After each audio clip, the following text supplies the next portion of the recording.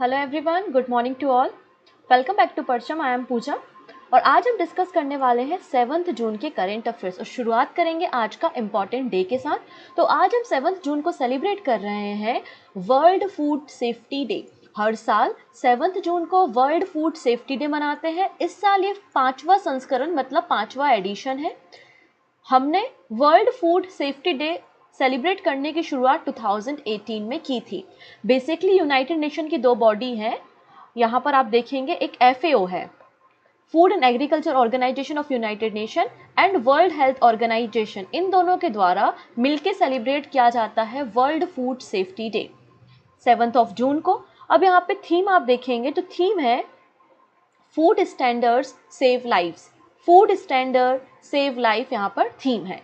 Okay, अच्छा, आगे की न्यूज़ स्टार्ट करने से पहले एक छोटी सी जानकारी आपको दे देती हूँ। पिछले 5 सालों में अगर आपने CGL के क्वेश्चन पेपर्स को उठा के देखा होगा तो कई सारे क्वेश्चंस ऐसे आए हुए थे जो कि इंफ्रास्ट्रक्चर से पूछे गए थे, जैसे कि gateway of India, Victoria terminal etcetera. तो ऐसे कई सारे क्वेश्चंस हैं और उनके आंसर हमको नहीं पता होते हैं कई बार, या फिर कोई आर्किटेक्ट होता है जैसे कि चार्ल्स कोरिया, ये सब ब्रिटिश एरा के आर्किटेक्ट हैं। उन्होंने कौन सी बिल्डिंग बनाई है, और अभी तो नया पार्लियामेंट हाउस जब से लॉन्च हुआ है, इनॉग्रेट हुआ है, तो उसके बाद आर्किटेक्ट्स के नाम काफ़ी इंपॉर्टेंट हो जाते हैं अपकमिंग एग्जाम के लिए भी। तो इस पर्टिकुलर टॉपिक को जनरली हम नज़रअंदाज कर देते हैं, लेकिन पिछले 5 सालों में आप उठाकर देखेंगे कई सारे क्वेश्चन इस पर्टिकुलर टॉपिक से बने हुए हैं। इसलिए मैंने एक separate video to the point बनाया हुआ है। कल मैंने उसे यूट्यूब पे पब्लिश किया था। अगर आपने नहीं देखा है तो आप लोगों से मैं कहूँगी, अगर आप सीरियसली पेपर की तैयारी कर रहे हैं तो उस वीडियो को जाके देखिए, जिससे आपके काफ़ी सारे डाउट्स भी क्लियर होंगे और कई सारे नए क्वेश्चंस आपको CGL के पता चलेंगे। और आप लोगों को ऐसा ना लगे कि मैडम ने क्या CGL का पेपर दिया है, उनको कैसे क्या पता है। तो मैंने वहाँ पे स्क्रीनशॉट्स भी लगा के रखे हैं पेपर की कटिंग के, जिससे आपको पता चल सके कि हाँ, ऐसे क्वेश्चन एग्जाम में बने हैं। ये मात्र CGL के 5 साल के क्वेश्चन है। MTS, रेलवे और दूसरे एग्जाम को तो छोड़ ही दो, केवल CGL के 5 साल के क्वेश्चंस को ध्यान में रखते हुए मैंने उस वीडियो को बनाया है। हिस्ट्री की सेपरेट प्लेलिस्ट आपको मिल गई है, ठीक है, तो उस प्लेलिस्ट में जाकर के आप सारे video to the point history के देख सकते हैं। ठीक है, इतनी चीज़ें। अच्छा, आज की क्लास के बारे में बात करेंगे तो आज की क्लास में आपको वीडियो के लास्ट में क्वेश्चन ऑफ द डे मिलेगा, जिसका आंसर आप हमें कमेंट सेक्शन में दे सकते हैं। इसके अलावा अगर PDF, तो PDF आप हमारे टेलीग्राम से डाउनलोड कर सकते हैं। टेलीग्राम में आपको करंट अफेयर्स की PDF फ्री ऑफ कॉस्ट मिल जाएगी। ओके, वीडियो के एंड में आपको हेडलाइंस भी मिलेंगे, जिससे आप आसानी से अपने पूरे के पूरे CA को रिवाइज भी कर सकते हैं। चलिए स्टार्ट कर लेते हैं। सबसे पहले हम बात करेंगे रिसेंट में जो खेलो इंडिया यूनिवर्सिटी गेम हुए थे ना, वो कंक्लूड हो गए हैं वाराणसी में। तो सबसे पहले हम उन गेम्स के बारे में बात करते हैं। ओके, स्टार्ट कर लेते हैं।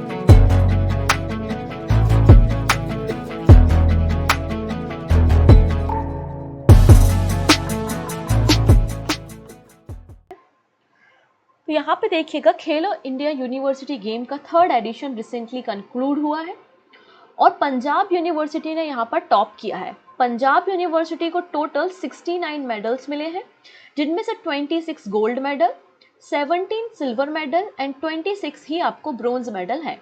तो पंजाब यूनिवर्सिटी ने टॉप किया है। पंजाब यूनिवर्सिटी को कितने मेडल है? 69 मेडल है। पंजाब यूनिवर्सिटी को कितने गोल्ड मेडल है? तो 26 गोल्ड मेडल है।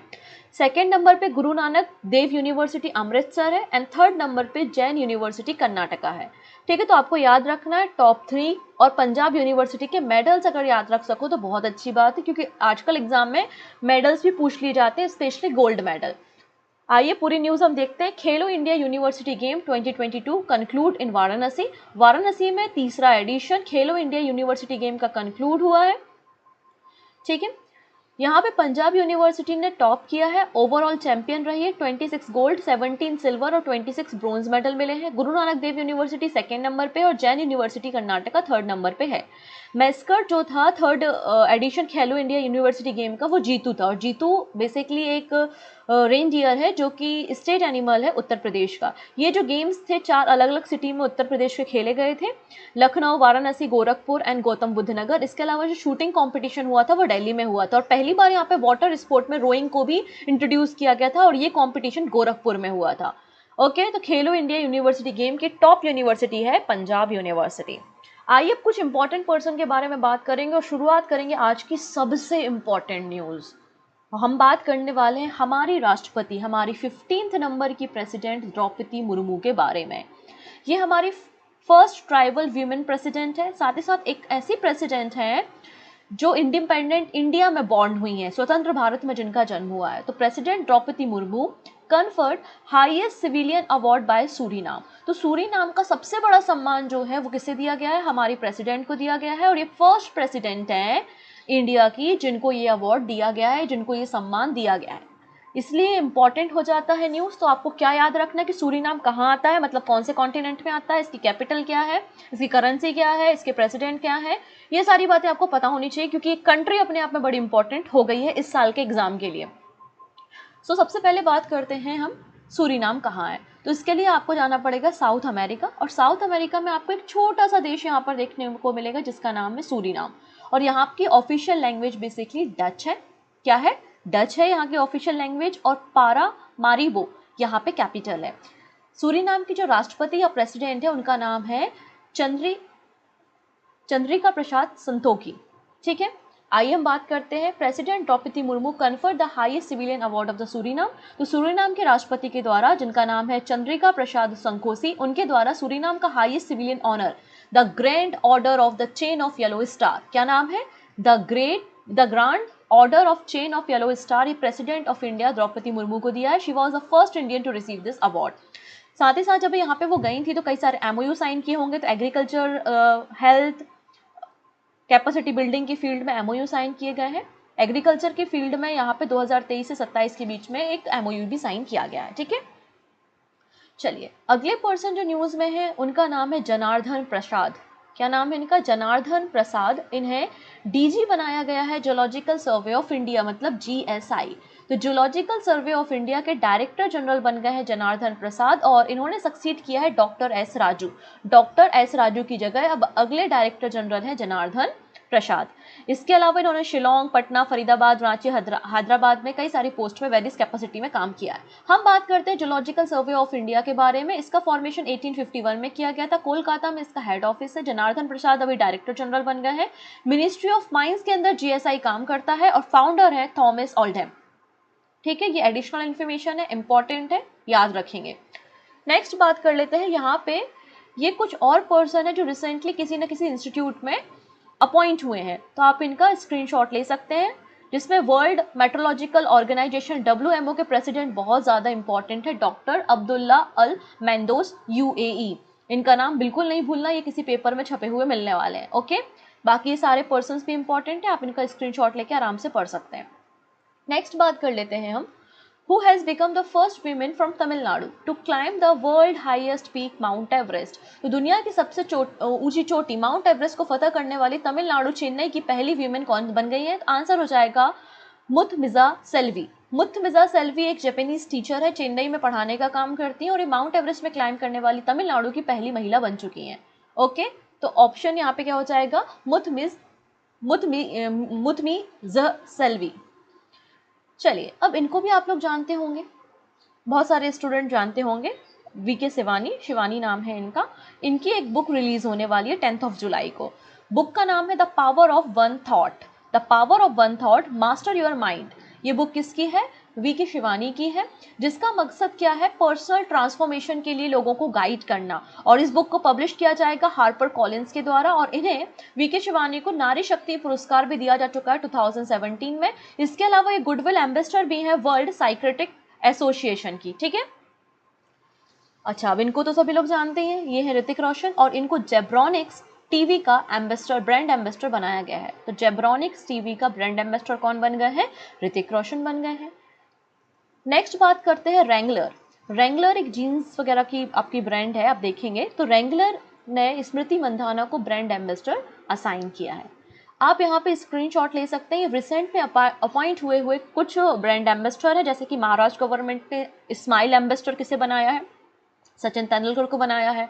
सौरभ गांगुली को त्रिपुरा टूरिज्म का एम्बेसडर बनाया है। तो ये रिसेंट में अपॉइंट हुए कुछ पर्सन है, जिनमें सबसे इंपॉर्टेंट है आलिया भट्ट, जिन्हें गुच्ची का ब्रांड एम्बेसडर, ग्लोबल एम्बेसडर बनाया। फॉर द फर्स्ट टाइम कोई इंडियन सेलिब्रिटी है जो कि गुच्ची का यहाँ पे एम्बेसडर बन रहा है। तो इसलिए ये न्यूज़ थोड़ी इंपॉर्टेंट है, तो आप इनका भी स्क्रीनशॉट लेके रिवाइज कर सकते हैं।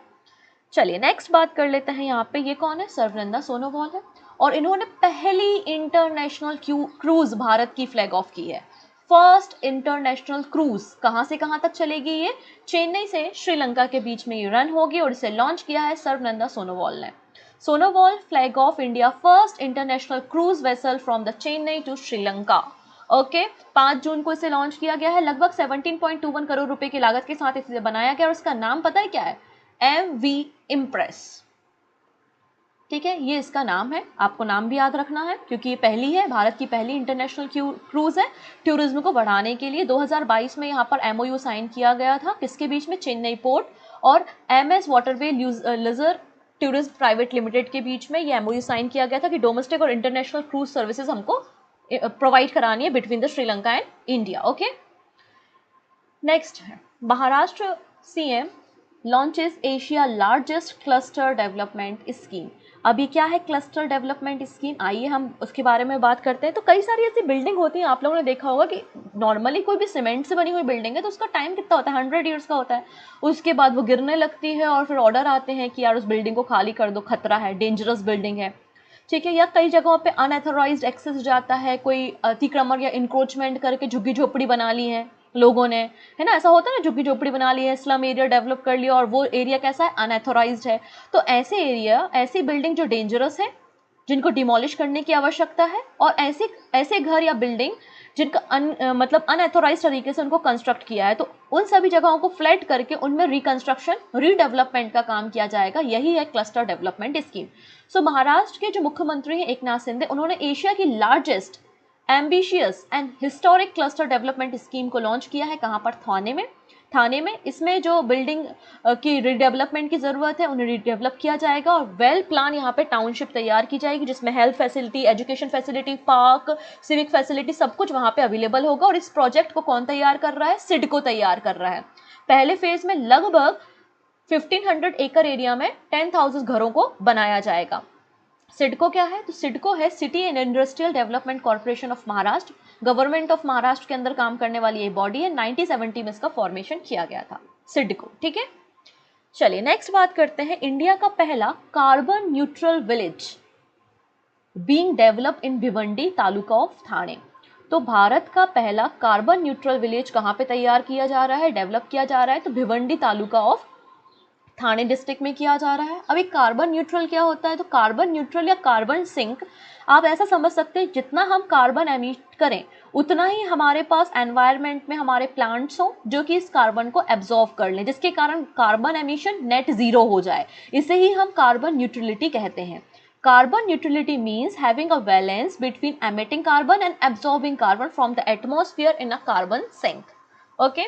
चलिए नेक्स्ट बात करते हैं उत्तर प्रदेश गवर्नमेंट से। उत्तर प्रदेश गवर्नमेंट ने रिसेंटली लॉन्च की है elder line services to give shelter to elderly homeless. जो बुजुर्ग व्यक्ति हैं, जो बेघर हो गए हैं या उनका कोई भी परिवार नहीं है, वो रोड पे है या फिर रेलवे स्टेशन पे है, रोड साइड बैठे हुए हैं, उनका कोई अपना घर नहीं है, उनके लिए इस एल्डर लाइन सर्विस की शुरुआत उत्तर प्रदेश गवर्नमेंट ने की है, जिससे उनको एक अच्छा शेल्टर, एक अच्छा घर प्रोवाइड किया जा सके। और एक हेल्पलाइन नंबर भी इशू किया है 14567।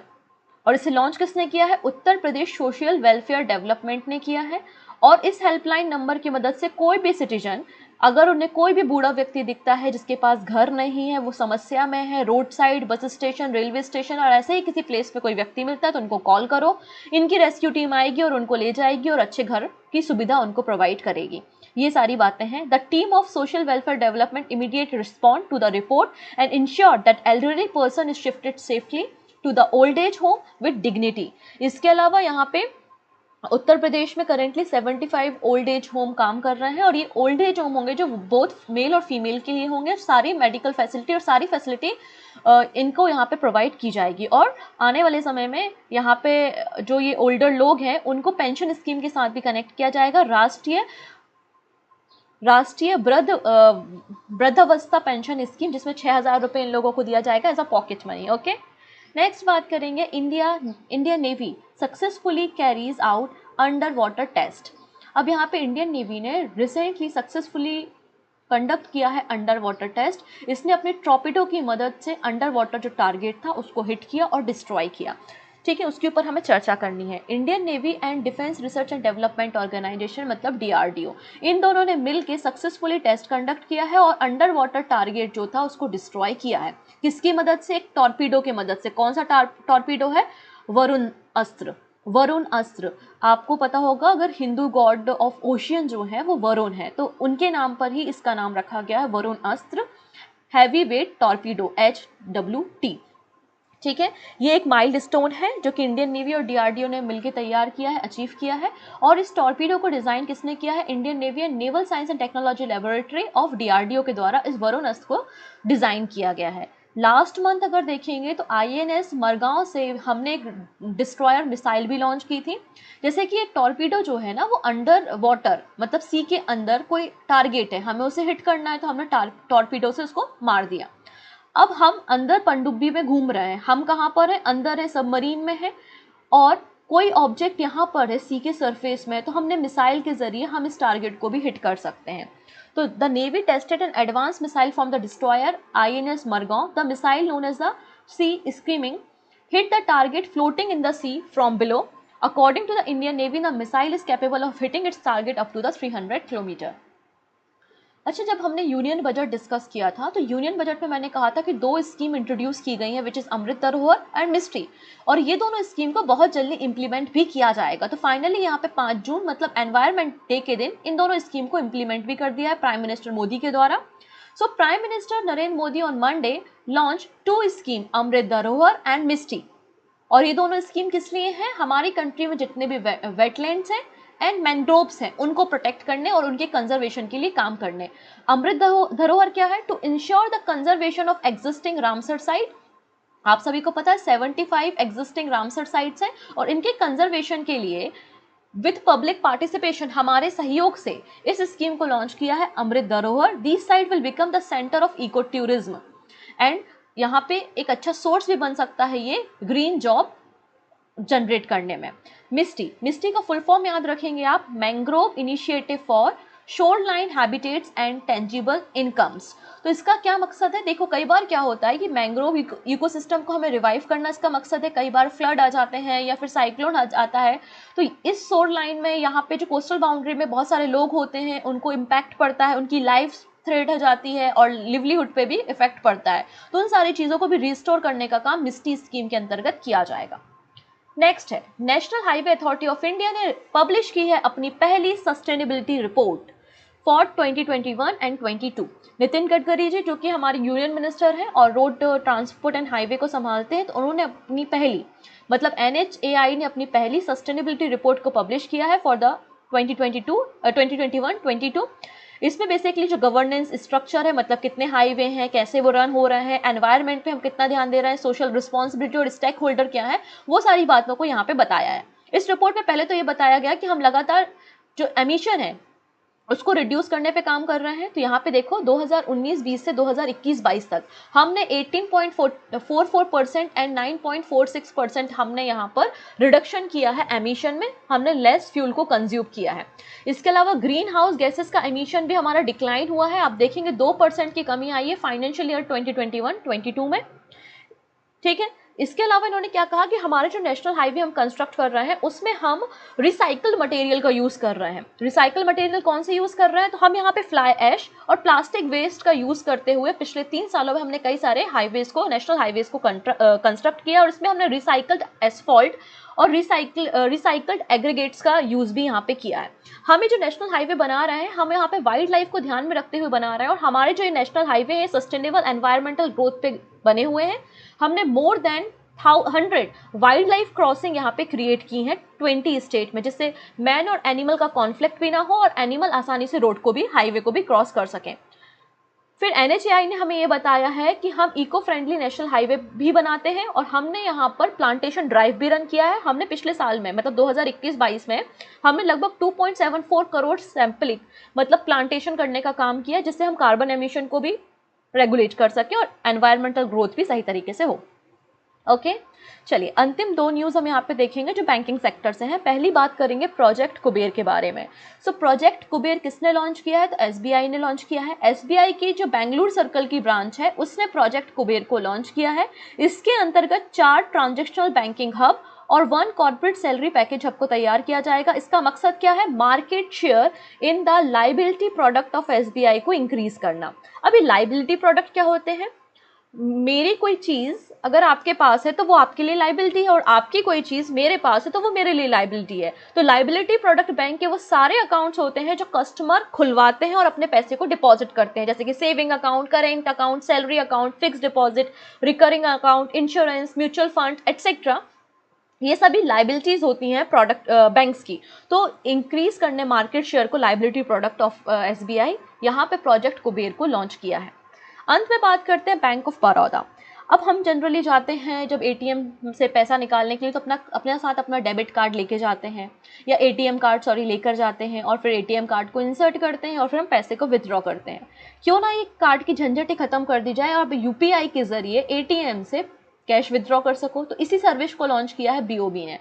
Bank of Baroda has launch interoperable cardless cash withdraw facility in which customer can withdraw cash using the UPI from the bank's ATM। और ये करने वाला पहला पब्लिक सेक्टर बैंक है जो इस तरीके की सर्विस को लॉन्च कर रहा है। बीओबी कस्टमर, इसके अलावा दूसरे जो कस्टमर है जो कि भीम एप्लीकेशन, यूपीआई, इसके अलावा बॉफ बर्ड और कोई भी यूपीआई एप्लीकेशन को यूज़ करते हैं, तो यहाँ पर जाके वो पैसे विथड्रॉ कर सकते हैं। उसके लिए उनको डेबिट कार्ड की ज़रूरत नहीं पड़ने वाली है। ओके, सो ये आज की हमारी बातें थे। अंत में हम बात करेंगे कुछ शॉर्ट न्यूज़ के बारे में। Kerala fibre optical network project को लॉन्च कर दिया है केरला के मुख्यमंत्री पिनराई विजयन ने। मैंने Kerala fibre optical network project के बारे में पहले सीए में डिस्कस किया है, इसलिए आज मैंने इसे डिस्कशन नहीं किया। बस आप इतना मान लीजिए, केरला का अपना ऑप्टिकल फाइबर का नेटवर्क होगा और अपने राज्य का अपना इंटरनेट होगा। ओके, नेक्स्ट है अरविंद चिदम्बरम। इन्होंने 23 दुबई ओपन चेस चैंपियनशिप को जीत लिया है। तो अरविंद चिदम्बरम कौन है? चेस प्लेयर है। ठीक है, नेक्स्ट है union minister for health and family welfare doctor Mansukh Mandaviya. इन्होंने recently state of art national training centre for food safety and standard authority of India FSSAI Ghaziabad में लॉन्च की है, उत्तर प्रदेश में। ओके, तो आज हमने क्या सीखा? आज हमने सीखा, पहला तो हमने खेलो इंडिया यूनिवर्सिटी गेम का 3rd एडिशन देखा जिसमें पंजाब यूनिवर्सिटी ने टॉप किया है। नेक्स्ट हमने देखा हमारे देश की राष्ट्रपति द्रौपदी मुर्मू को सूरीनाम का हाईएस्ट सिविलियन ऑनर दिया गया है। जनार्दन प्रसाद जीएसआई के डीजी बन गए हैं। इसके अलावा चेन्नई के टीचर हैं जो कि तमिलनाडु की पहली लेडी बन गई है जिन्होंने माउंट एवरेस्ट को क्लाइम किया था। नेक्स्ट है the power of one thought. इस बुक को जल्दी ही 10 जुलाई को रिलीज किया जाएगा। वीके शिवानी की ये पुस्तक है। यूनियन मिनिस्टर सर्बानंद सोनोवाल जी के द्वारा पहली इंटरनेशनल क्रूज वेसल को लॉन्च किया गया है, फ्लैग ऑफ किया गया है, जिसका नाम है MV एम्प्रेस। महाराष्ट्र गवर्नमेंट के द्वारा एशिया की लार्जेस्ट क्लस्टर डेवलपमेंट स्कीम को लॉन्च किया है। इसके अलावा Bhiwandi taluka of Thane India का पहला कार्बन न्यूट्रल विलेज डेवलप किया जाएगा। एल्डर लाइन सर्विस की शुरुआत उत्तर प्रदेश गवर्नमेंट के द्वारा की गई है। वहीं डीआरडीओ और इंडियन नेवी की मदद से पहला एक अंडर वाटर टेस्ट यहाँ पे कंडक्ट कराया गया, Varunastra heavy weight torpedo. Prime minister Narendra Modi ji के द्वारा 2 स्कीम लॉन्च की गई है, Amrit Dharohar and Misty. NHAI ने अपनी पहली सस्टेनेबल रिपोर्ट को रिलीज किया है। SBI बेंगलुरु सर्कल ने लॉन्च किया है प्रोजेक्ट कुबेर, और BOB ने लॉन्च की है facility cash withdraw using UPI on its ATM। Okay, so ये आज हमने देखा। अब अंत में बात करते हैं कुछ क्वेश्चंस के बारे में। पहला क्वेश्चन है IUCN की वर्ल्ड कंजर्वेशन कांग्रेस की मीटिंग 2025 में कहाँ पर होगी? तो आंसर हो जाएगा UAE इसे होस्ट करेगा। ओके, इंपॉर्टेंट मीटिंग है, याद रखेंगे। नेक्स्ट बात करेंगे थाईलैंड ओपन 2023 व्यूमेन सिंगल का टाइटल किसने जीता है? तो साउथ कोरिया की एन शे यंग ने जीता है, ऑप्शन सी। नेक्स्ट है टाटा ग्रुप ने किसके साथ यहाँ पे साइन किया है डील 13,000 करोड़ रुपए का lithium ion cell factory build करने के लिए? तो गवर्नमेंट और गुजरात की गवर्नमेंट के साथ टाटा ग्रुप ने MOU साइन किया है। Who has become the first women from Tamil Nadu जिन्होंने माउंट एवरेस्ट पे क्लाइम किया है? तो आंसर हो जाएगा मुतमिजा सल्वी, ऑप्शन ए।